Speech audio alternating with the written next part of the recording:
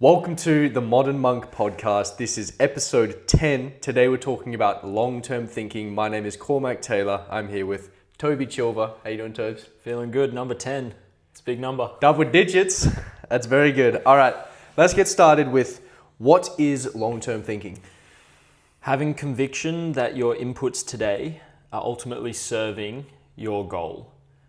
Without the knowledge or the experience, without knowing for a fact that they're giving you any success in the moment. It's being able to have conviction that those inputs are correct, even when you don't have the proof that they're giving you the outcome that you want.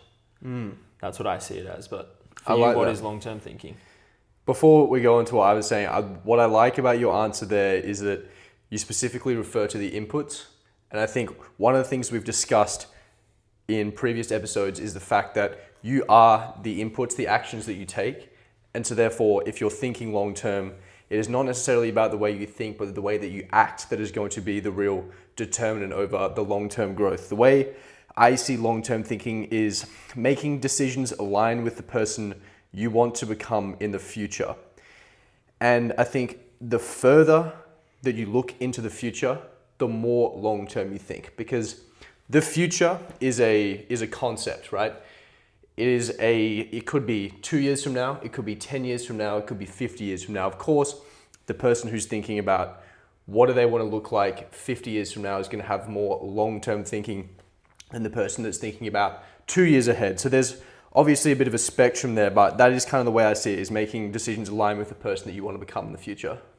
Yeah, so this idea of the future self and what they would want, embodying that, thinking that in the now, so that you can become that person. So you just believe that you can take action. If you take actions now that they would have wanted you to take, you will become that person. Yeah, 100%. And I think that's one of the huge things about being able to think long-term, is being able to understand what your future self looks like. What do you want that future self to be? Because I think that's not very clear for a lot of people. And if it's not clear what your future self is or who you want your future self to be, then how can you align actions with that person if you have no idea what that person is? So that's a very important first step, is realizing and understanding who you actually want to become. Yeah, I'm glad you used the word clear there. It was the first thing I was going to bring up, was like this sense of clarity. The clearer you can see who that person is and you understand what they want, your future self, I think the easier it is to think long-term now, because you have a more direct relationship. There's fear in the vague, and there's also just a lot of unknown. But when you're trying to have this conviction, you're trying to believe that what I'm doing now is for my future self, that it is making a difference, even though you can't see it now. The clearer you know what the goal is or who that person is, the easier it makes it. 100%. I think one of the most challenging spots that you can be in life in general is just the unknown, not knowing who you want to become, not knowing what you want from your life. It makes life very simple when you know what you want, because as long as you're willing and able to take the actions, if you know what you want, it's very, very straightforward what you need to do. But if you don't know what you want, that is very difficult. We hear this term, ambitious but lazy, that gets thrown around a lot. People love that term because they seem to identify a lot with it. I think a lot of this ambitious but lazy thing comes from a lot of ambiguity in who you want to become. Being, I want to be this big, amazing thing, but it's not very clear on what you want to do. It's not very clear on who you want to become. And then when it comes to taking action, it's like, well, I don't know what action I want to take because I don't know who I want to become. So of course you're lazy, and of course you're not taking action, but that's more that you don't know what action you need to take because it's not very clear on who you want to become. And you also say like ambition, but it's really willy-nilly wants. Like you haven't truly defined what you really want. Otherwise it would be clear and it wouldn't change, in a couple months' time. And I think that is like the first big hurdle, is getting clear on what that want is, and like confirming that with yourself, and having that deep like conviction, that knowledge that it is what you want. I mean, it sounds so simple and stupid to say like it is what you want, because people want so many things, but there can't really be that many things that you want from life that you can actually pursue. Yeah. And so yeah, that that clarity in what the future self is and what it looks like is so important to being able to think long term. Otherwise, it just becomes you whacking away in the weeds. Yeah, no, exactly. So how do you see long-term thinking impacting and affecting long-term growth? The way I see it is once you have that clarity, you know what the long-term goal is. Having long-term thinking actually allows you to just look at your boots and just focus on the immediate next step. Because you have this conviction that you're heading in the right direction, you know that you believe that the inputs are going to get you there. You can just focus on making each individual step. You're not having to look up and go, oh, well, what do I want? Is this really getting me there? Check in with anything to do with like progress or like having to see it happen in reality. It seems kind of counterintuitive. Like long-term thinking, you think like, oh, you should be able to like see really far ahead, but I kind of see it the opposite way. It kind of allows you to put that out of your mind. You've confirmed that you just hold that as a belief, and then it's just, okay, what's the next action? What does today look like? You really get to focus on the here and the now. And generally, I think that's a much better way to live life, is in the here and now, being present in the moment. And also means you can, like we spoke about, lead with action. You can focus on the actions of today and now and break that barrier of, oh, this big idea, this big thing I'm tackling. That's super interesting, because I really like that we're going deep on taking the action as a priority, because I think one of the issues that people can have with this idea of thinking long term is thinking that, okay, now I can't think in the moment. Now I can't be a present person. I have to be always thinking ahead. But a lot of it is step one is you have to figure out what's the North Star. What's the number one thing you need? That's kind of the first thing you need to figure out. But once you do figure that out, as you say, it's looking at the boots, not looking at the summit. You know what the North Star is. You know that there's a path leading there. So you just have to figure out one step in front of the other. And it allows you to be much more present than if you're kind of sitting in a constant state of a semi-existential crisis of not knowing where you want to be. At least if you know what your North Star is, you can just focus on the here and now, in the present, and just taking immediate actionable steps towards that goal long term. Yeah, I couldn't agree more. And it also just relieves the pressure of like setting short-term performance goals for yourself. You know, we talked, I can't remember exactly what we were talking about. We talked about going deep once rather than just touching ideas in a way where you only scratch the surface. Like when you go deeply into what your goals are and you get that level of clarity, you can almost just like put it aside, like that's kind of job done, rather than looking up every couple of months and going and having to restart that decision-making process. I think we were talking about focus. You know, when you get into that flow state, you unveil more. You have like this compounding effect of the depth of focus. The same can be said with thinking about your future. If you have long-term thinking and you really go deep on what that is, then it's done. And then you focus on your boots. You don't have to keep rehashing it. And it's just an inefficient way to be moving forward. And it also pulls you out of the here and now. Yeah, no, completely. I think one of the other big things it does, and we discussed this, might have been in our previous episode, it was episode 9, we talked about fear of failure. And I think one of the big things that thinking long term does is it removes a lot of that fear of failure, because a lot of the failure comes from the arbitrary deadlines we set on these goals. But if you remove that deadline because you have a much longer term perspective on the outcomes, then it can remove a lot of that fear. And a lot of the time the fear is the thing preventing you from taking action. So it can be a really, really big unlock. One of the interesting things I find about thinking long term is long-term thinking will guarantee growth as long as it's coupled with action, as long as your long-term thinking is paired with taking actual action. But the longer term thinking you are, as I talked about that spectrum you have, if you're someone who thinks over really long time horizons, generally you're going to actually see less results in the short term. It's going to take longer for you to actually see progress, but the goals and the results are so much bigger. If you're thinking on a 50-year time horizon, you might not even see a small win until 5 years in, right? That's a very, very different experience, but it also means that the goals you can potentially achieve can be so much bigger. And I think it changes a lot of the way that you approach things if you don't have to be constantly looking for quick wins, or you don't have to be constantly hitting deadlines from, arbitrary deadlines you've set for your goals. It completely changes how you approach a lot of things, I think. Yeah, I agree. And I think we both experienced that as we've detached ourselves from, outcome related goals or deadlines in general. But yeah, I really like this idea of the longer the time horizon, the more benefit you get from long-term thinking. And I think it touches on this idea of enjoying the journey and it really being about the process of achieving the goal, not the goal. All of these people who work super hard to achieve these amazing things, stand on the podium, they say it only lasts 3 minutes.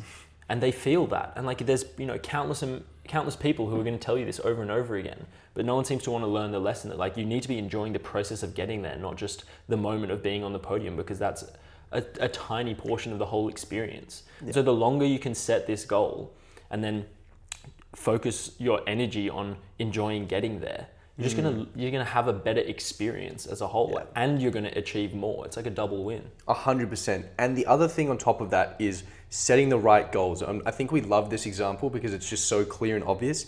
When people set the goal of, I want to lose X kilos in X period of time, it's what is the goal here? What are we trying to actually do? Are you trying to, lose 10 kilos or, 20 pounds in 6 weeks?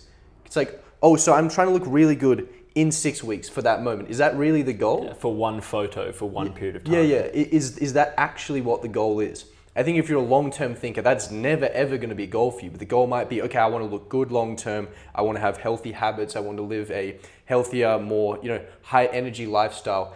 Very much changes the actions that you take. Very much changes the outlook you have on it. Because if you're thinking, I need to lose 10 kilos in 6 weeks, not going to be a very fun process or journey. And probably you're going to be there for 3 minutes and be like, this is fantastic. And then you're probably going to start stuffing your face again because you've done it, you've achieved the goal, and that was all there was to it.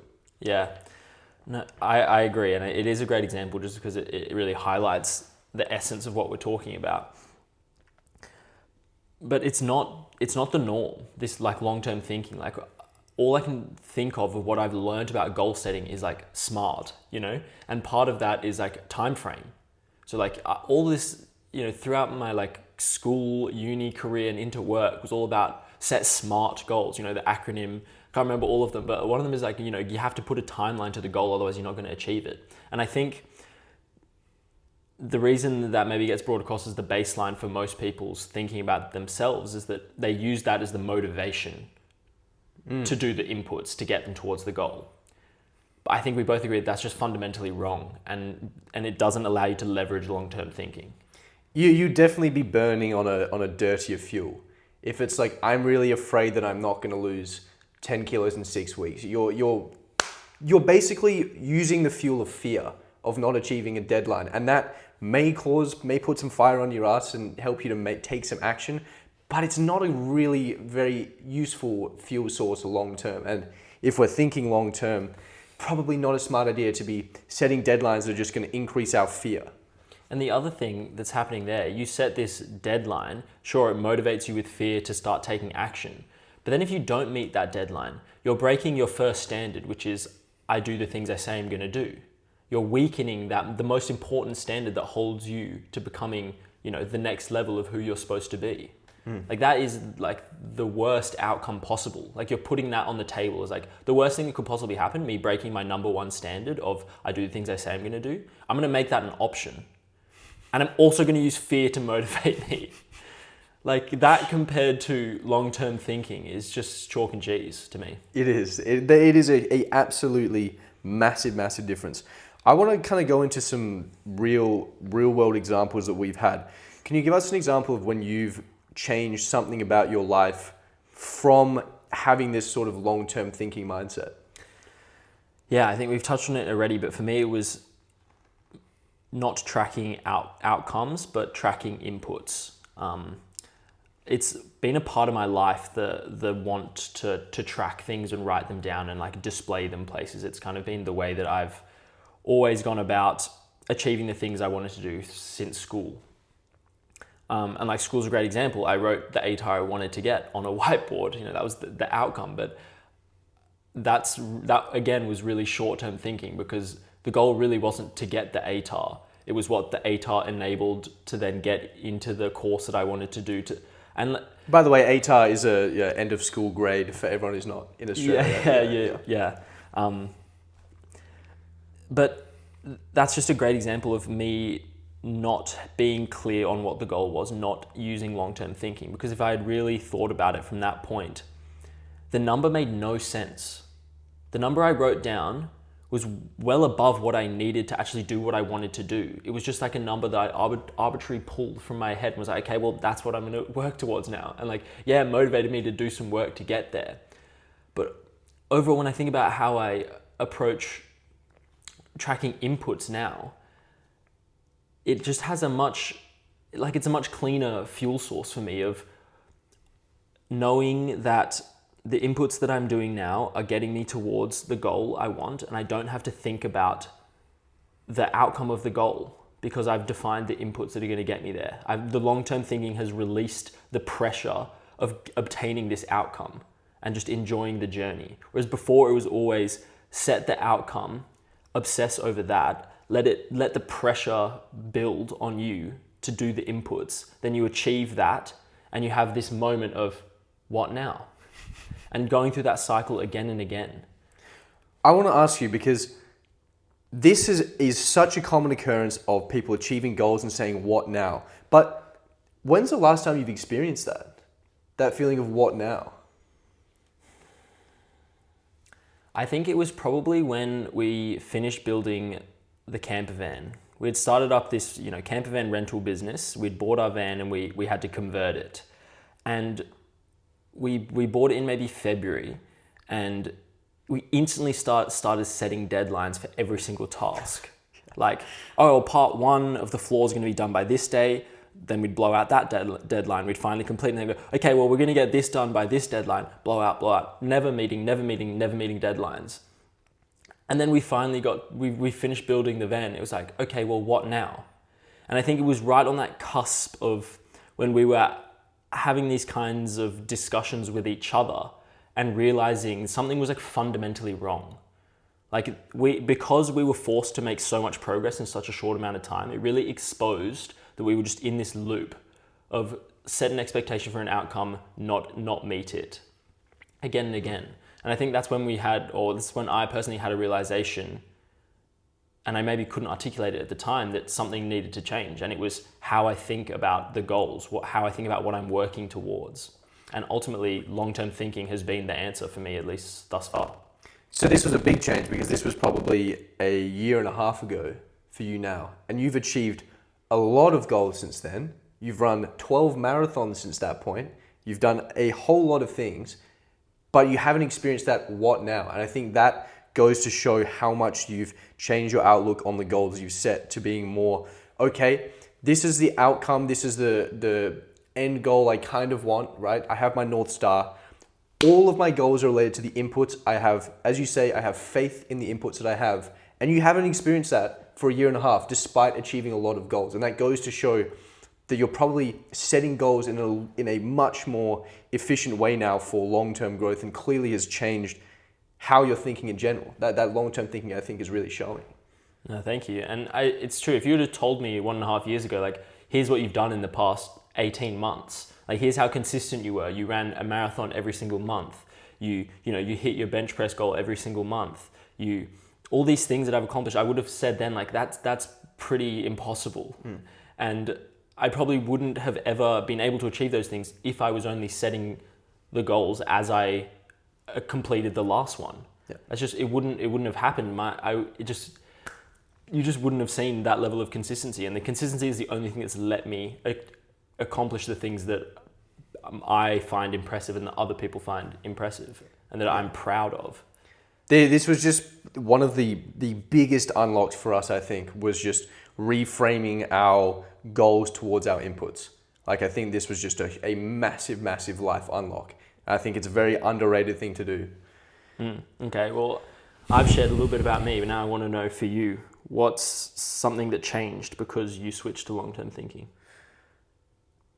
my career trajectory or path since my entire adult life, essentially, from finishing school, was doing things that other people wanted me to do. Goals that other people had kind of said, oh, this is a good thing, you want this, right? So I went to university to study finance and economics. I didn't really have any interest in that, but it was like, this is what everyone does after school, so I'll do that. I finished that, and it was a big what now moment because I never really wanted to be there in the first place. I always wanted to be an entrepreneur. I was too scared, and I was like, well, what now? Well, now you get a job. So then I got a job in an accounting firm, which I really didn't want to do. In fact, I think the exact words I said to my grandma when I was about 18, when she asked if I wanted to be an accountant, was, if I ever end up being an accountant, smother me with a pillow on my sleeve so I don't wake up.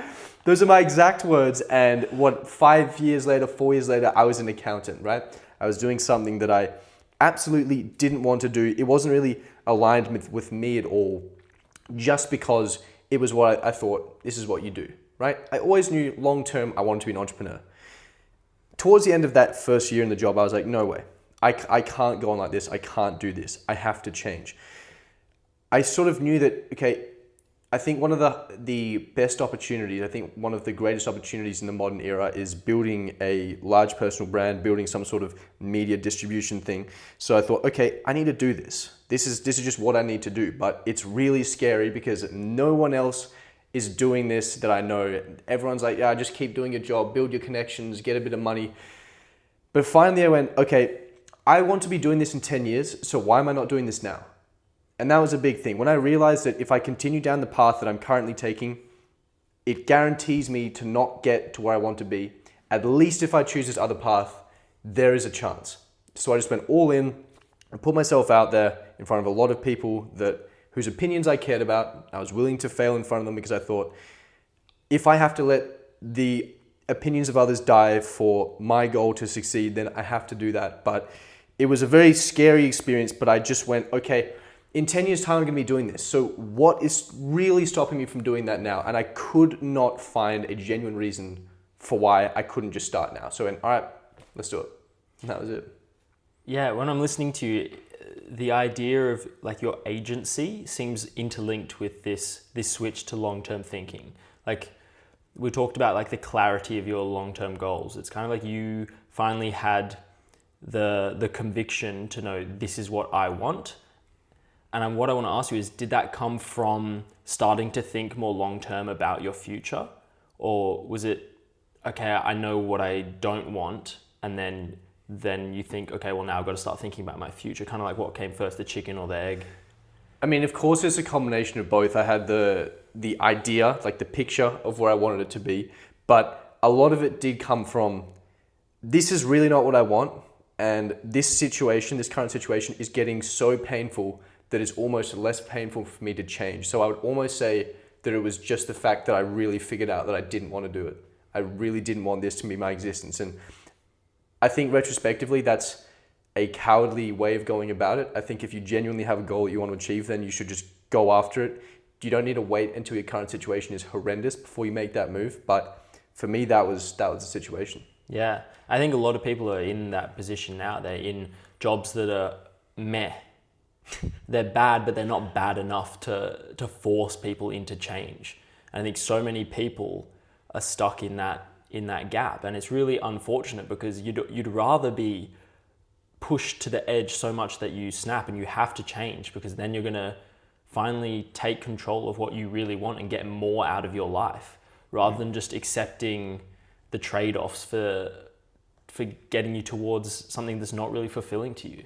And I think that's one of the things I really respect about you, is that you are in that position, or you were in that position where your job was like, meh, it's like, this is pretty good, this is not bad, I'm getting paid well, like, I don't hate this. But you decided, but this is not who I want to become.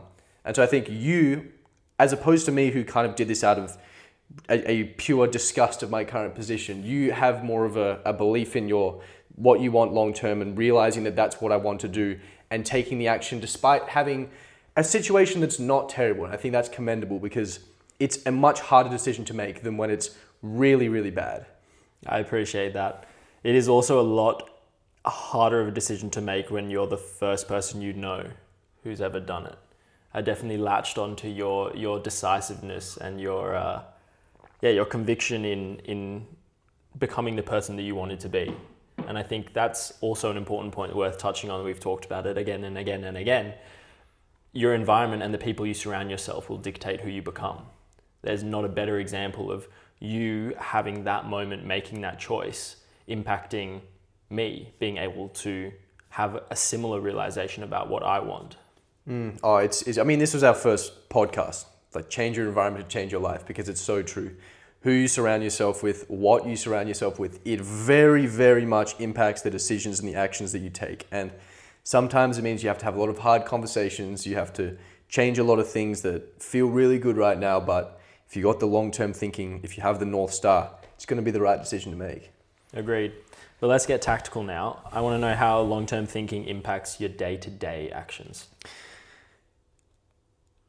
I think that the big thing is that your actions go from impulsive to purposeful. If you purely were a long-term, 100% long-term thinker, then 95, close to 100% of the actions that you take are going to be purposeful and meaningful activities. Because you have your North Star, because you know what your goal is, it allows you to take more actions that lead you towards those goals. When I think of someone who's a very short-term thinker, I'm thinking about someone who's waking up, lying in bed, scrolling their phone, right?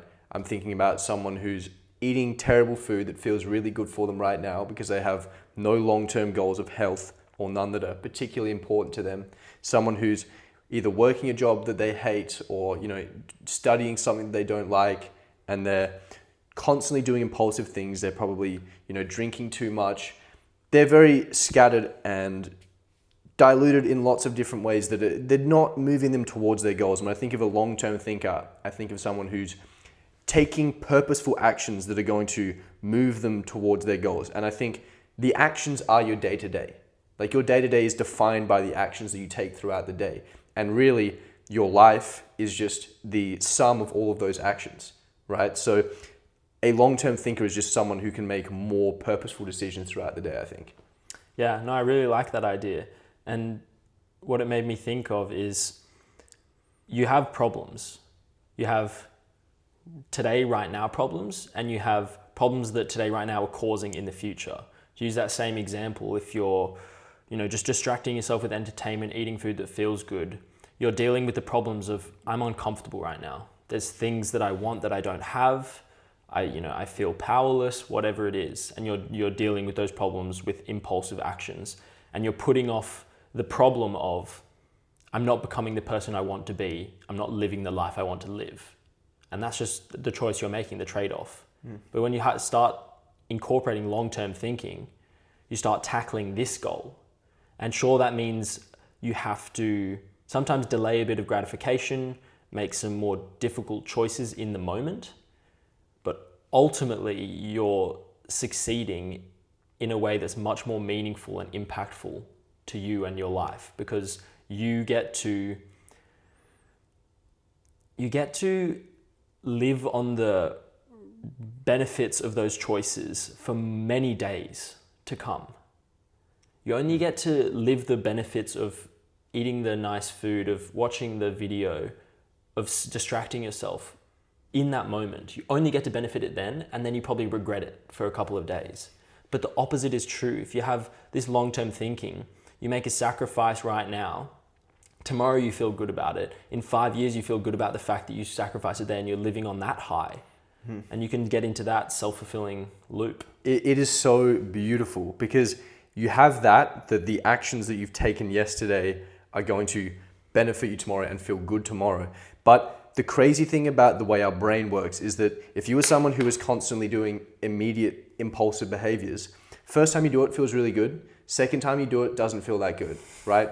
It progressively gets worse and worse, and then it just becomes baseline and nothing, which is just a sad reality, but it's very exciting because then the opposite comes true. If you're someone who's constantly delaying gratification, if you're someone who takes a lot of action that's moving them towards goals, you're not doing these cheap impulsive behaviors, then what happens is at first it sucks, but then it gets a little bit better. So over time, you actually start really enjoying those things. plus you have all the compounding benefit of all of the actions that you took yesterday that are making you feel better tomorrow. And it just moves you up and makes you feel really good. It's this beautiful positive feedback loop that you can get. Unfortunately, the opposite is true if you're someone who's short-term thinking and impulsive, but it's an easy fix and it feels really good long-term. Yeah, both super powerful loops. And it's why I had written down in my little mantra that I read in the morning, I will make sacrifices today for tomorrow. I will enjoy, or I will live on the sacrifices of yesterday today. You're just reminding yourself that, yeah, yesterday I did make good choices for myself. I can draw on those today as motivation of the direction I'm heading, the things I'm doing, and live on that good feeling. Yeah, and it becomes so normal. After a while, those actions that once you were like, oh, this was hard, it's so good of me to be doing something that's a bit out of my comfort zone, just becomes so natural and a part of you. I often reminisce on the days where I think, I wasn't so productive today. And then I actually think about what I did. And I thought, if I did this a year ago, I would probably say this was the most productive day of my entire year. But now it's like, this is an unproductive day, which is just cool because you just get used to this new level of productivity and you get used to this new level of purposeful inputs moving you towards your goals. But for people listening to this who are thinking, there's a lot of things I need to do and it's going to be really hard. It's going to be hard and it's going to get easier and you're going to get all the benefits from all of the hard things that you've done and it's going to get easier, it's going to feel better and it's all going to compound on itself and it's going to feel really good. Yeah, I mean, we talked about it last episode, the episode before, about setting your standards. And that self-fulfilling loop is what increases your standards slowly along with your progress. And then it allows you to have those reflections of, today didn't feel like a great day. But if I had today 6 months ago, I would have been like, wow, what an amazing day. And that's a beautiful thing to be able to experience and feel and reflect on in those low moments. Yeah. Because you have that momentum, you have that upwards progression. Yeah, it is insane. All right, so how do you see the day-to-day actions changing? A lot of it for me is about perspective. I have this exercise of zooming out on my life, and you start, zooming out on just to a third person level, then maybe to where you can see all of Australia, then you can see all of the world, then you see all of the universe, and then you kind of imagine what would come next. It just gives you perspective on what's really important. You're going to die. You only get a finite amount of time to do something with your life. There's some part of you that wants to do something, some future self that you want to achieve. There's, to me, nothing more meaningful than working towards becoming that person. And so in those moments when it all feels like, what's the point? Gaining that perspective for me is how I'll reconnect with long-term thinking and how it impacts my day-to-day actions. It is a beautiful feeling. Moving towards goals. I think that's part of the reason why we have this what now moment when we achieve goals. Because a lot of what we were doing is we were just really enjoying moving towards goals. And then when you don't have one, it's like, well, what is now? What is now? Because the feeling of moving towards goal, I personally think it's one of the best feelings that you can possibly feel. And I want to chase it as much as possible and want to, add as many goals as possible within reason. You don't want to be detracting from your main goals, of course. But it is just such a powerful and amazing feeling because that feeling of progress and moving forwards, it's just always going to be with you. And it means you can always draw from the suffering of yesterday into the person it's making you become. It's just lovely. Yeah. Yeah, and long-term thinking is really the key that lets you access that. And it's so powerful. It really can just start that cycle that has such a big impact on your life. But there maybe are times when long-term thinking isn't the best. So when should we think short-term? When I think of times to not think long-term and to think short-term, I think it should be revolving around social interactions, social gatherings. For example, this year I set myself the goal of living without online entertainment by myself.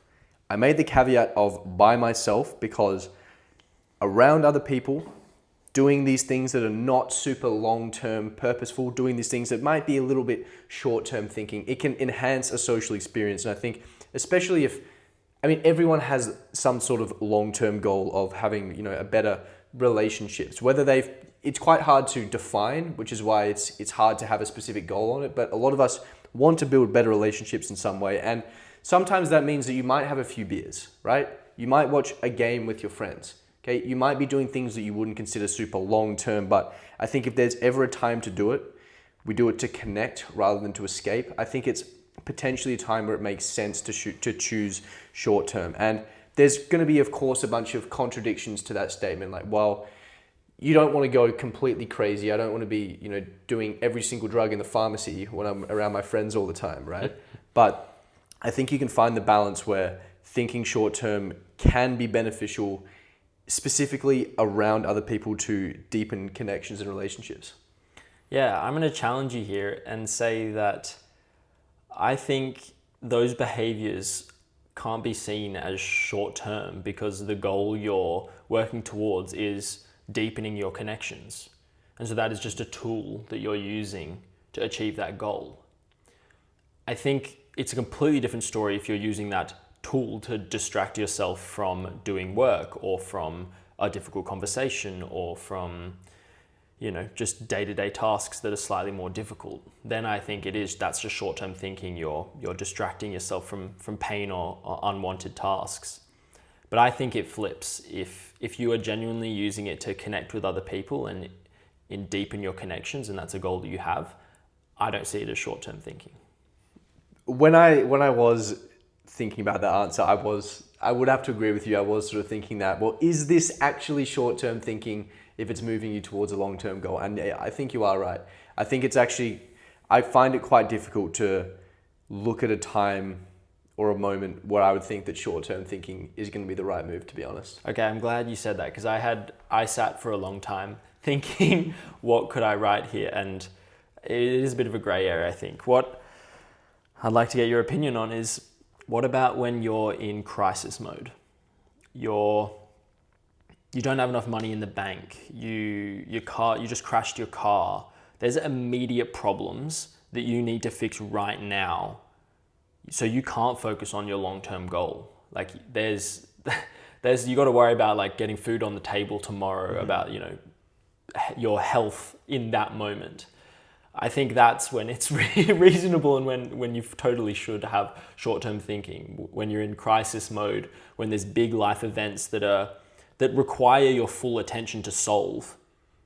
But I think the attention has to be that you get back to that state of being able to unlock long-term thinking. Whether it's, okay, I really need to work for like a month here to build up a little bit of a safety net of a few $1,000s, or, you know, I really need to rehab, you know, after this operation so that I can get myself back on my feet, or I really need to deal with this divorce and, you know, process all these emotions. I think then short-term thinking is probably the right idea, but everything else, long-term thinking all the way. I'm going to challenge you on that.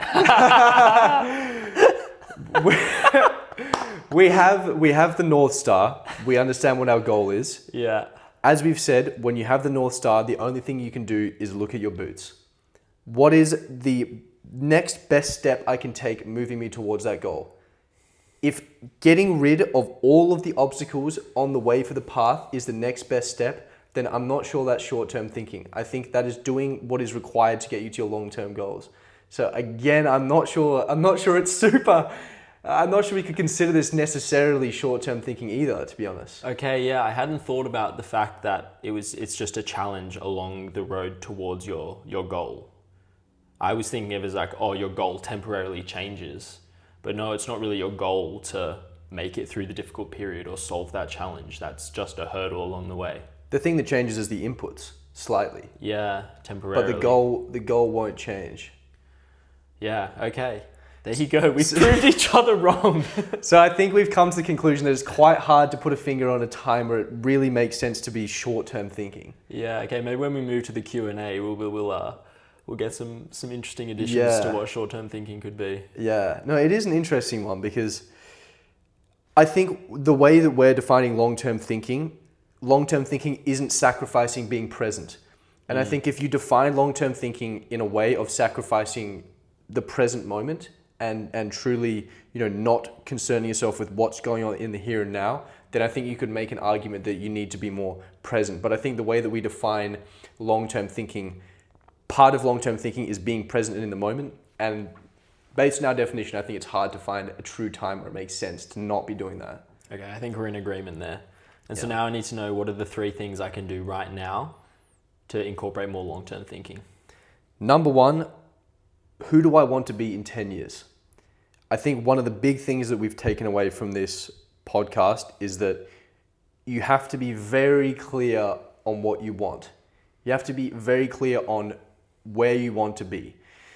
Because if you don't know where you want to be, it is very hard to take actions that move you there. Because where are you moving towards? So knowing who you want to be in 10 years. It doesn't have to be 100% specific, but you have to, the more you can understand, the better.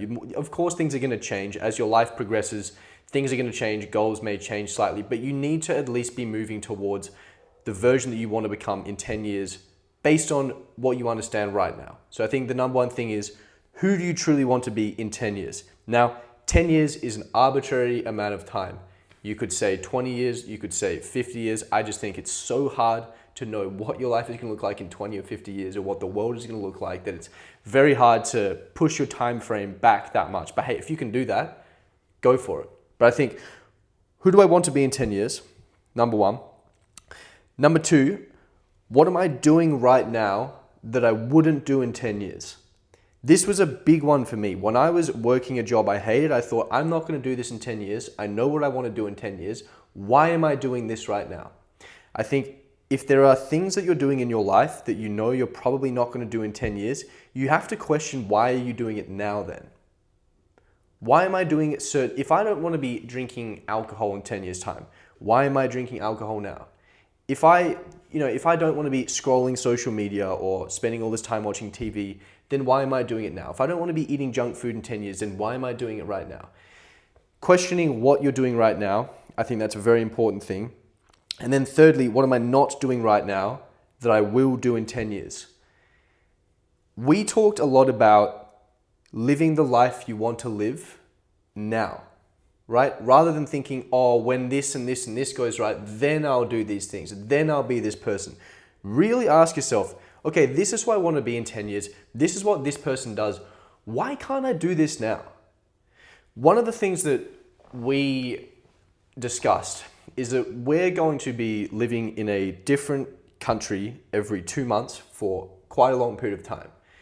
We consider these our hubs. Now, we are moving from Melbourne, where we have 3 months left in Melbourne now. And there were a lot of things specifically that I was thinking, I can't wait to do this when I start this journey. But then thinking, well, why do I have to wait until this journey begins? Why can't I do this right now? Why can't I treat it like it is right now, like it has begun? And that's been a big unlock for me, thinking, well, if I'm going to do this in 10 years now, what is really stopping me from doing this right now in the moment? And I think a lot of what this is, a lot of these steps, figuring out who you want to become in 10 years, figuring out what you are doing right now that you wouldn't do in 10 years, and figuring out what you would do in 10 years that you're not doing right now. I believe that's right. All of it is about understanding who you want to be and bringing that forward into today and into now. Doing the things that you would be doing in 10 years, aligning yourself with that person. I think that's truly how you unlock that long-term thinking and actually bring it into practice, because you can't change anything about your life unless you take actions. We talk about long-term thinking, but we could replace that with long-term acting, because thinking is not going to do anything unless you change your behaviors, unless you change your actions. But it's very much, how can I do the actions that someone would do in 10 years' time, who I want to be today? We all have 2 lives, and the second one begins when we realize we only have one. I think that kind of encapsulates everything that you're talking about there. And I couldn't agree more. I'm thinking back to just last night, actually. I downloaded Chris Williamson's year in review kind of PDF. Mm-hmm. And those were 2 questions that came up. What are you doing right now that you won't be doing next year? What are you not doing right now that you want to be doing next year? Yeah. And I think you only get more benefit from that when you expand the time horizon to 10 years. Yeah, great points. Yep. All right. What are your three? What are your three things that you can do right now to start thinking long term? For me, it comes back to having that perspective, doing that exercise, zooming out, gaining that perspective on the right now and being able to see the future, the past. From that point of view, you will naturally tend towards long-term thinking and decision-making in the moment that is aligned with your long-term thinking. The second thing I would do is call out right now in your day-to-day the things you're already doing that are aligned with your long-term thinking, that are moving you towards your goals. There will be some things, and call them out and double down on them, because those are things that you can do right now. They're the low-hanging fruit that you can grab. The third thing I would do is watch our podcast about aligning your goals with you. Because if you're in that space, you're in that zone where your 10-year goal isn't particularly clear, you don't have that clarity about who you want to become, that has to be step one. Mm-hmm. You need to know who that person is. You need to get clear on what that looks like, because everything else becomes easier once you have that point of view. 100%. I think a lot of what we focused on is making sure we have the right goals. I think both of us have pretty similar perspectives on that, is making sure you have the right goals, because that really allows you to have that long-term thinking. When we talked about aligning your goals with you, a huge part of that was making sure that you make decisions and you do things that are truly who you want to become, rather than what do other people think? What are other people's goals for my life? Truly thinking, what do I want to do with my life? Who do I want to become? I had the thought exercise of pretend that every single person whose opinion you cared about died. What do your goals look like now? Because if they're very different from what your goals currently look like, then your goals probably aren't aligned with you. It's very easy to take action and think long term when you're very, very aligned with your goals, and your goals are very, very aligned with you. Yeah, and when we were talking about goals, I remember saying listen to the advice of people who are in your situation for the day-to-day. But this is an example of when you can listen to the advice of people who are at the top. And what you'll hear is, oh, the money didn't bring me what I thought it would. Achieving the goal didn't feel how I thought it would. Listen to these lessons, because if you can lean on them when you're creating your ideal self, what the goals that are going to drive you for the next 10 years, you can avoid getting to that point 10 years later and being like, oh, well, that wasn't worth it, or that didn't fulfill me, that wasn't true to my purpose, and having to have this pivot. So, a lot of people say it's an unteachable lesson, but if you just set your goal correctly and not on something material, unfulfilling, or in that same vein, you're going to save yourself a world of pain. Yeah, you are. You're seriously going to. I think it's one of the big existential crises, and I really loved the metaphor that you use, which is that going after a goal is a very difficult pursuit, and it's often like you're digging a tunnel, and you're eventually going to pop out the other side. But you could be digging with your hands, but you want to make sure that when you pop out is where you want to be, because one of the things that we talked about is, if your current situation isn't super painful, if it's like, yeah, this is a bit meh, it's kind of hard to switch and pivot. And it's even harder if it's meh and you're 10 years in. If you're 10 years in, the barrier to exit is very high. You're going to be like, wow, do I really want to make this big change and this big pivot? And aligning the goals with you and having this long-term thinking, I think, is big. And I think they work on themselves nicely, because I think if you have long-term thinking, it removes a lot of the fear and the uncertainty. And I think a lot of the fear and uncertainty is the reason that your goals weren't aligned with you in the first place. 100%, couldn't agree more. And it's so great to be doing these episodes that are linked to one another and that are building upon each other. But they're all just tools that you can use to ultimately, I think, just live a more fulfilling life, which is kind of what we all want in the end. That's the goal. That's the plan. All right, any parting words? Think long term. That's all I got to say. Think long term, act long term. Action is the catalyst for change. Thinking isn't going to do a whole lot unless you take action. So that is a big takeaway. Anyway, that was episode 10 of the Modern Monk podcast. We're going to move to a Q&A in the school community, in the Modern Monk community. So if you're not part of that, you can join for free, school.com/Modern Monk. You'll get 30-day access to all these podcasts, and you can join the Q&A live, ask us some questions, pick our brain, maybe change how we think about some things. Very possible. But that's it. We will see you next week for another episode. See you there. Cheers.